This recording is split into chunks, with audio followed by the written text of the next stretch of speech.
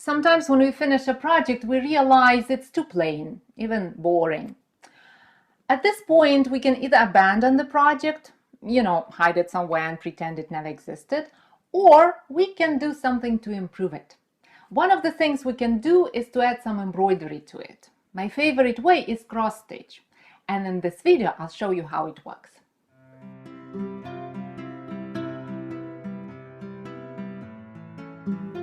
Here's my chart, and I'm gonna embroider this design to this little swatch. I made the swatch with chunky wool to get bigger stitches so you could better see what's happening. I already marked the center of the future embroidered design with a pin, this one. And then I counted two rows down and one stitch to the right to find the stitch that is at the bottom right side of the chart, to find this one. So I marked it with another pin. This pin marks the placement of this stitch. Why is this stitch so important? Because it's our first stitch. We'll start working from the bottom right corner, and then we'll move across every row of the chart as we go. So now we have everything marked down. We have the spot for our first stitch, and we can actually get to cross stitching. Thread a piece of yarn into a wool needle. So I already did that. I'm going to use the lovely orange color. This is going to be our working yarn. And now with the right side of the work facing to you, that's going to be the knit side of the swatch, insert the wool needle into a random spot that is a few rows below the first stitch, so somewhere right here. And then out of the work in the bottom left corner of the stitch. So this is the stitch that we marked, and I'm going out at the bottom left corner of the stitch. Then pull the yarn through, leaving a small tail at the front of the work. Why do we leave the tail at the front of the work? Well, in this swatch, of course, it will be easier to turn the work and go from the wrong side, but in most cases, especially if you're going if you are embroidering on top of a sock or some small project, it's really hard to get inside the work without losing this mark. It's much easier to start from the right side and leave the tail here. And then when we're done with the design, when we embroider everything, then we would go to the wrong side and simply pull this thread to transfer the tail to the wrong side and weave it in. So that's the logic behind it. If you want to start from the wrong side, then yeah, go ahead. But I usually do it this way because it's easier. So now that we have our yarn in the work, we remove all pins. We don't need those pins anymore, so I'm just putting them aside. Now insert the wool needle. So we are looking at this stitch, and we insert the needle into the top right corner of the stitch. So we go one stitch to the right and one row up, like this. And out of the work, in the spot that is one row above the working yarn. So this is where the working yarn is coming from, and we go one row above. How do you see the row? If you're not sure, simply stretch the fabric a bit, and then you would see those horizontal strands. That's the sign that you moved one row up. So we go like this and pull the yarn through. Here we go, we have half of the cross stitch already here. Now we need to finish this cross stitch and at the same time start the next one. So to finish this one, we go into the right bottom corner of this stitch, like this. And then we would take the needle out of the work in a spot that is the left bottom corner of the next stitch. So on my chart, I would skip one stitch and then I would go to the left bottom corner of the next one. So it's gonna happen like this.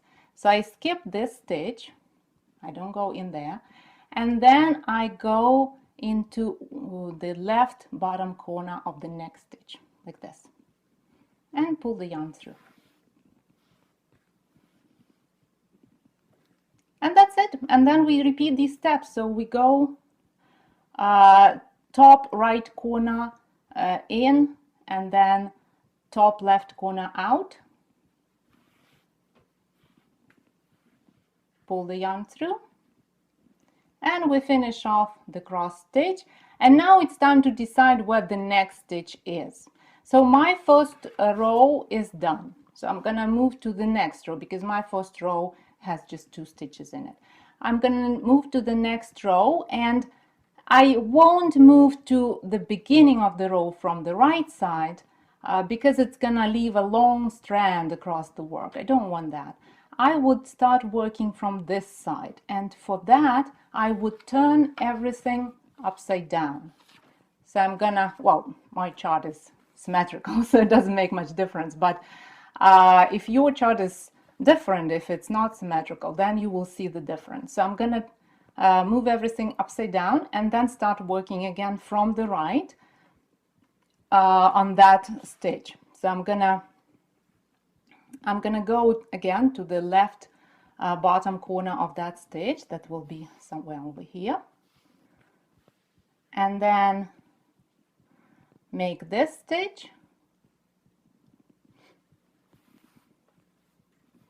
one part and the other part, and then move to the next stitch because I have 2 stitches side by side. So I'm gonna move here. Don't pull the yarn too tight. It's good to have the stitches a bit puffy, like 3-dimensional. This way your embroidery will be brighter and it will look nicer.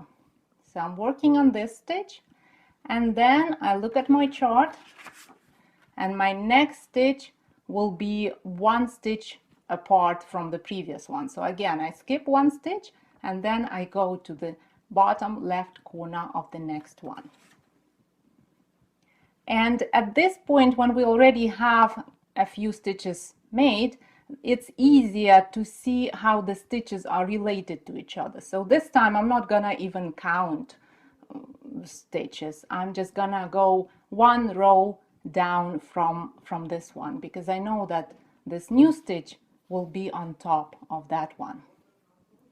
And I make this cross stitch, and the one, I'm gonna get some more yarn, and the one that is next to it, just as it is shown in my chart.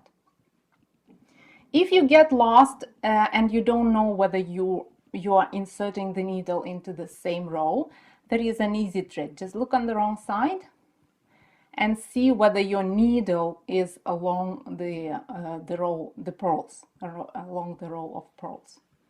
If it is, then you're all good. If not, then simply move the needle, reinsert it in a different spot. That's it. And that concludes the second row of my chart. So I insert the needle here. I know I'm going to finish this one, but I don't take it out of the work yet because now it's time for row 3. So I'm going to do the same thing. I'm going to just turn it all upside down and find the spot for this stitch, and that's going to be over here.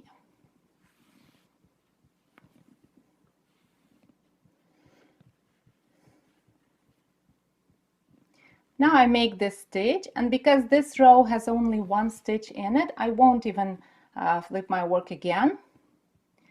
I will start at this stitch, the next row over here, because it's easier. I just have a short strand to move over here.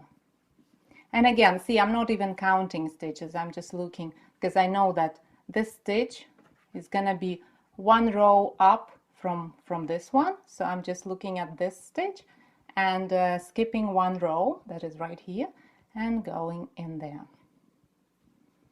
Then I make 2 stitches over here,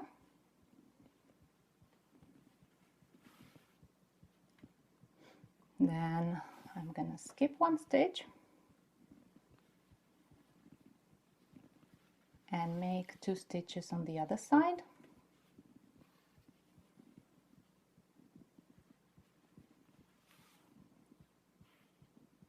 and hopefully I won't run out of yarn, because sometimes it happens, especially with the chunky yarn. It's really hard to predict. Well, no, it looks like I'm fine. Okay, so this row is done. See, my chart is getting closer to completion, and now I'm gonna flip the work again. So I'm gonna just put everything upside down and find a spot for this stitch, the one that's at the bottom row. Normally we will use a chart to make each stitch one row long and one stitch wide. But if you want to make your design more prominent, more kind of ruggedy looking, more cottagey looking, you can use the 2 rows to make each stitch, and then it will make the design bigger. So 2 rows will make it different. And actually I'm going to show you how it's going to look. I have a swatch here that is made that way. See, here's the difference. This one, to make this one, I use 2 rows for each stitch, and for this one, you noticed that we use just 1 row. So that's the difference. That's how it looks. Now I arrived at the last stitch, and I'm gonna insert the needle in here. I don't have any more stitches, so I'm just finishing this one and moving the tail to the wrong side.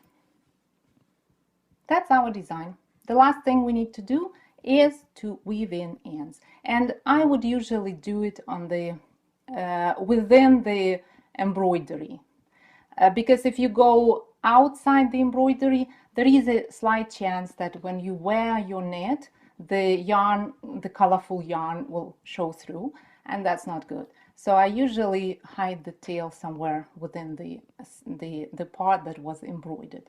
This way it's kind of safer. So I'm weaving this one just because it's already on my needle. I'm gonna cut the yarn, and now we are getting back to that tail. Remember the one that we left over here?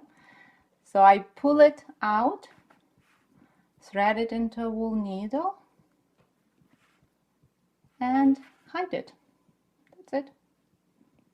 Just if you run it through a few stitches, and at this point it's good to split the yarn. This way the tail will stay there. So I cut it